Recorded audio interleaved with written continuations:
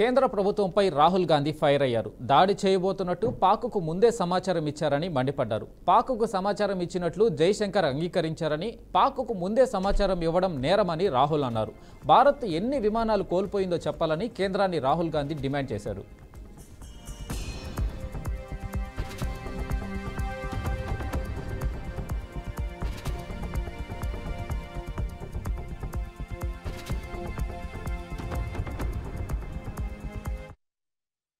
Sent a message to Pakistan saying we are striking at terrorist infrastructure. We are not striking at the military. So the military has an option of standing out and not interfering in this process. They chose not to take that good advice. At the start of the operation, we had sent a message to Pakistan saying we are striking at terrorist infrastructure. We are not striking at the military. So the military has an option of standing out and not interfering in this process. They chose not to take that good advice. At the start of the operation, we had sent a message to Pakistan saying we are striking at terrorist infrastructure. We are not striking at the military. So the military has an option.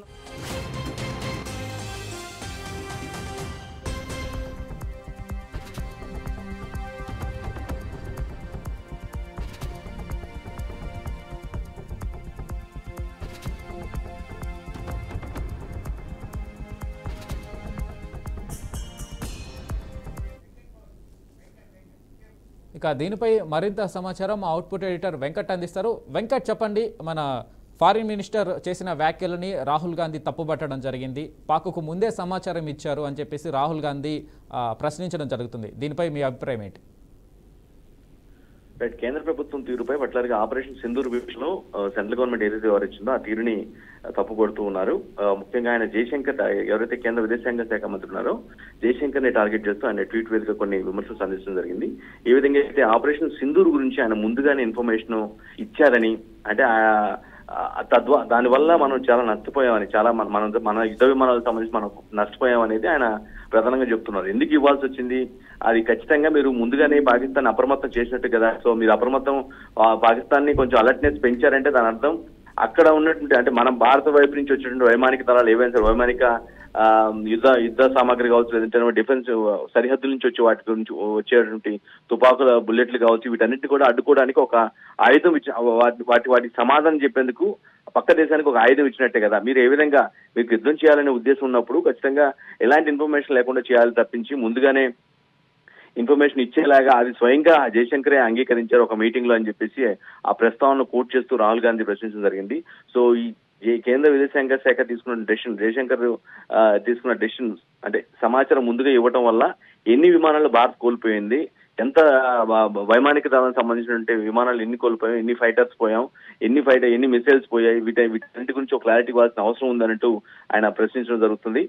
అంటే ఆయన ఉద్దేశం ఏంటంటే recent times లో ఒక ఇంటర్వ్యూలో జయశంకర్ మాట్లాడింది. అప్పుడు మాట్లాడిన సందర్భంలో కొన్ని పాయింట్స్ ఇండైరెక్ట్ గా పాక్ మేము ఇన్ఫర్మేషన్ చేసామన్న ఆ కాంటెక్స్ట్ వచ్చేలాగా ఆయన కొన్ని వ్యాఖ్యలు వెయిట్ చేయడం జరిగింది. వాటిని కోట్ చేస్తూ ఖచ్చితంగా ఇది కేంద్ర ప్రభుత్వం తీసుకున్న తప్పు, పక్క శత్రు దేశానికి ఇన్ఫర్మేషన్ ఇవ్వడం, ముందుగా ఇన్ఫర్మేషన్ చట్ట నేరం, అది దాన్ని నేరంగా పరిగణించాల్సిన అవసరం ఉంది.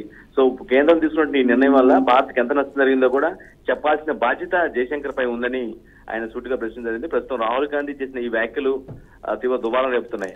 అందులోనూ ఇప్పటికే కేంద్ర ప్రభుత్వం పాక్ పై భారత దౌత్యుద్ధానికి సిద్ధమవుతున్న నేపథ్యంలో యుద్ధమైంది అని 7 ఎంపీ బృందాలని, 7 అఖిలపక్ష బృందాలను ఏర్పాటు చేసుకుని విదేశాలకు ఈ నెల 23-24 తేదీల్లో పంపించబోతుంది.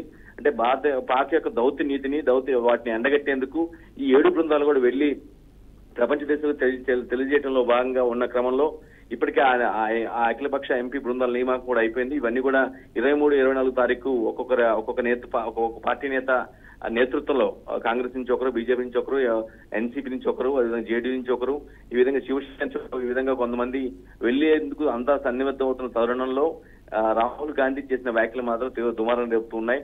ఖచ్చితంగా దీనికి బాధ్యత కేంద్ర ప్రభుత్వం వహించాల్సిన అవసరం ఉంది అనంటూ రాహుల్ గాంధీ కోట్ చేసిన పరిస్థితి కనిపిస్తూ ఉంది. వెంకటేష్, అయితే వెంకట్, ఏదైతే ముందుగానే పాక్కి మేము మీ ఉగ్రవాద సంస్థల మీద దాడి చేస్తామని ఫారిన్ మినిస్టర్ జైశంకర్ మనం ఇప్పుడు వేసిన క్లిప్లో కూడా ఆయన చెప్పడం జరిగింది. కానీ ఆ ఉగ్రవాద సంస్థల్లో ఏదైతే ముఖ్యమైన నేత జైషే మహమ్మద్ దానికి సంబంధించిన ఆ నేతకి సంబంధించిన మసూద్ అజార్ కుటుంబంలో 15 మంది చనిపోవడం జరిగింది. కానీ పాక్ ముందుగానే సమాచారం ఇచ్చినా ఎందుకు జాగ్రత్త పడలేకపోయింది?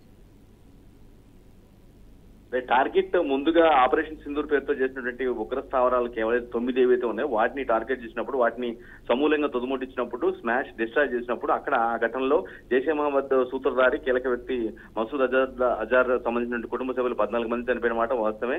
ఇప్పటికే దానికి సంబంధించి 14 కోట్ల రూపాయల నష్టపరిహారం కూడా పాకిస్తాన్ ప్రభుత్వం ఆ మసూద్ అజార్ కుటుంబానికి అందజేసింది. కానీ ఇక ఆపరేషన్ సింధూర్ కు ముందు, సింధూర్ తర్వాత ఏం చేసిన వ్యాఖ్యలు కోచ్ ఆపరేషన్ సింధూర్ అయిపోయిన తర్వాత చేసిన కామెంట్స్ మీదనే రాహుల్ గాంధీ అభ్యంతరం వ్యక్తం చేస్తున్నారు. ఆపరేషన్ సింధూర్ అయిపోయిన తర్వాత కూడా కొన్ని జయశంకర్ ప్రెస్ మీట్ పెట్టి కొన్ని విధంగా మాట్లాడడం, అవి ఇండైరెక్ట్ గా పాకిస్తాన్ కి మరికొంత సమాచారం ఇచ్చినట్టుగానే మాట్లాడారు. ఆ తర్వాత అంటే ముందు ఆపరేషన్ సింధూర్ కు ముందు అన్నారు, సింధూర్ తర్వాత కూడా ఈ వ్యాఖ్యలు చేశారు. ఆయన రెండింటిని కూడా కోట్ చేస్తూ ఆయన ఈ వ్యాఖ్యలు చేయడం జరిగింది.